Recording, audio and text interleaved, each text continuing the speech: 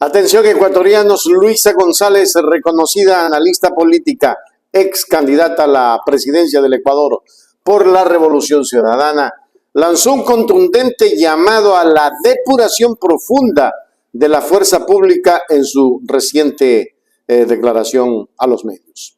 En el análisis, González argumenta que los problemas estructurales de las instituciones encargadas de la seguridad ciudadana no pueden resolverse con simples ajustes superficiales.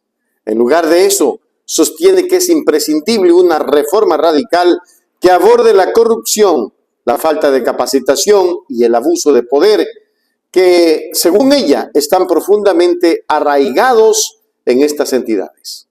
González subraya que solo a través de una revisión exhaustiva y transparente se podrá restaurar la confianza de la ciudadanía en las fuerzas del orden. Vamos a ver. Pero ¿cómo se combate la seguridad? La inseguridad que vivimos los ecuatorianos no se la combate solamente con armamentos, con estados de excepción, con fuerza pública en las calles. Porque si creen que la inseguridad se la combate únicamente desde la fuerza pública, condenaremos al Ecuador a construir cárceles y cementerios. Eso es lo que vamos a construir en el Ecuador. La inseguridad se la combate desde dos aspectos. Uno, el control, sí, de las calles, de los territorios, que volvamos a ser libres, sentir la libertad los ecuatorianos de poder salir a las calles con seguridad. ¿Por qué? Porque hay una fuerza pública que tiene equipamiento necesario. Vemos que no hay el equipamiento para la fuerza pública, pero fuerza pública que debe ser depurada. Todos sabemos que hay infiltración de los grupos delictivos dentro de la fuerza pública, tanto policía como fuerzas armadas. Doctora. Sí, doctora, muy buenos días, bienvenida a Radio Majestad. Quisiéramos saber, ¿usted conocía, quizá, tengo entendido que el legislador alterno, el asambleísta alterno Cristian Nieto, según información que han recogido algunos medios de comunicación y según información difundida por el comandante de policía de Manabí, Fabari Montalvo, él tenía 4 procesos judiciales en su contra? ¿Ustedes como Revolución Ciudadana conocían que el asambleísta alterno por la Revolución Ciudadana tenía estos 4 procesos judiciales? Permítame solamente concluir el tema de seguridad.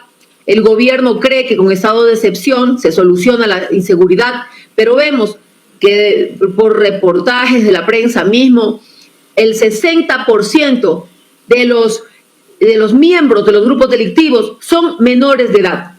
Reducen el presupuesto para educación y por lo tanto se ha dejado solo en el ciclo Costa cerca de 60,000 niños fuera del sistema educativo. No hay atención a los temas sociales, con el aumento del IVA, con el aumento de la canasta básica, con el aumento del desempleo, solamente generamos más violencia, más delincuencia, más pobreza en el país.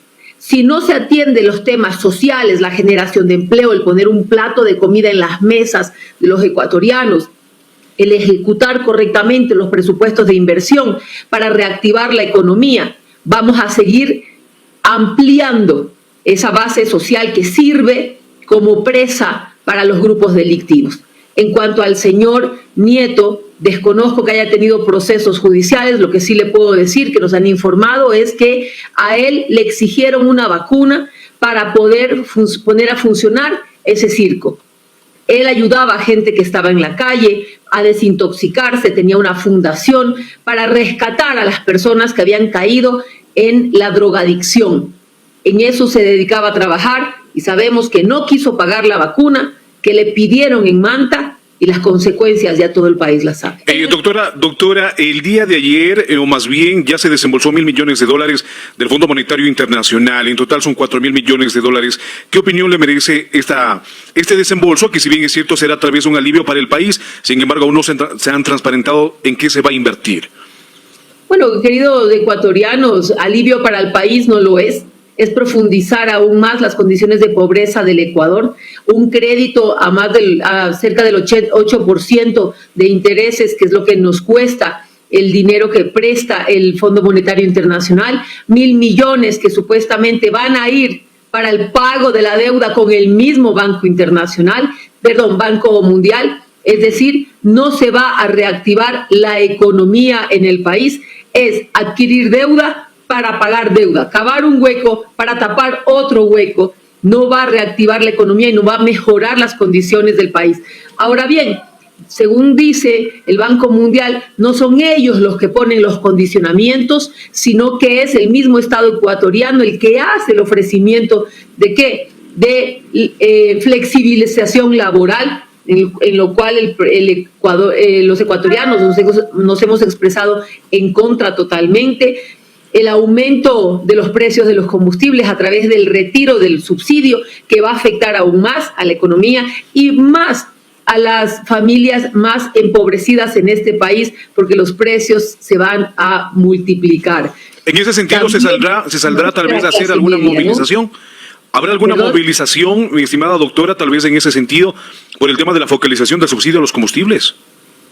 Mire, era tan sencillo como hacer una focalización, pero ante un gobierno que no sabe tomar decisiones, que pone ministros porque es amigo, porque es la maquillista, porque le conoció en alguna fiesta, ponen ministros al azar sin conocer cómo hacer un proceso de focalización de subsidios, porque no tienen expertise en los ramos que están desempeñándose, pues no se les ocurre mejor cosa de quitar simplemente sin la focalización el subsidio. Va a afectar a la economía nacional. Nosotros como organización política vamos a seguir fiscalizando desde la Asamblea Nacional. Se tendrá que hacer los llamados a juicio político a los ministros que corresponda, a cualquier autoridad que corresponda llamar a juicio y que conste en la Constitución de la República que pueden acudir ante la Asamblea para un juicio político, como ya se lo ha hecho en anteriores ocasiones. Doctora, algo que no me queda claro sobre el caso del legislador alterno Cristian Nieto. Quisiera saber cómo inscribió él su candidatura, precisamente, si según la policía el legislador alterno tenía procesos judiciales. Usted acaba de mencionar que no conocía sobre esos procesos judiciales. Bueno, esas son las normas del CNE, las que se siguen para inscribir una candidatura. Pero ustedes como Revolución Ciudadana desconocían totalmente. Son las normas que tiene el CNE. El tener un proceso judicial no te convierte en culpable, por si acaso, ¿no?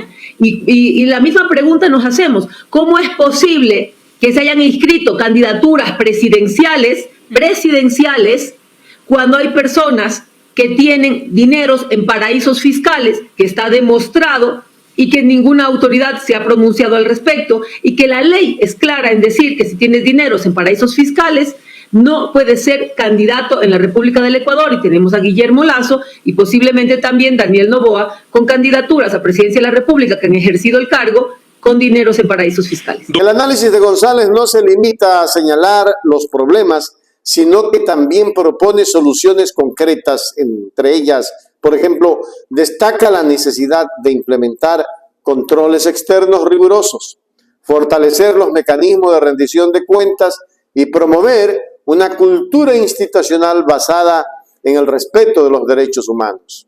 La experta enfatiza que estas medidas deben ser acompañadas por un compromiso político firme y una participación activa de la sociedad civil.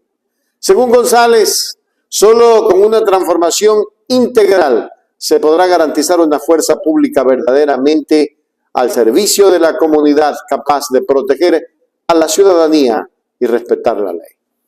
González, precandidata probablemente en las próximas elecciones, es una mujer que busca la equidad, al igual que Rafael Correa en su época. No se olvide, suscríbase a nuestro canal. El canal de la información.